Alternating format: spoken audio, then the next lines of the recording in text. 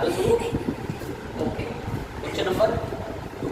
आता मला एक सांगा, हा जो क्वेश्चन इक्वलिटीचा आहे ना, हा इक्वलिटी ऑफ कॉम्प्लेक्स नंबर. कारण इक्वलच्या या साईडला फंक्शन आहे आणि इक्वलच्या या साईडला हे फंक्शन आहे.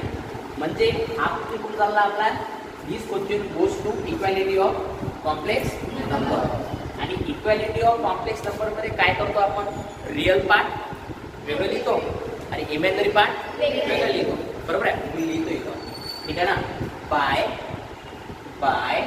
Equality of complex number. आता इक्वॅलिटी ऑफ कॉम्प्लेक्स नंबर मध्ये काय होते, रिअल पार्ट वेगळी लिहा आणि इमॅजिनरी पार्ट वेगळी लिहा. इथं लिहा तुम्ही असं लिहा, कम्पेरिंग म्हणजे इथे साईड या साईडला कम्पेरिंग रिअल पार्ट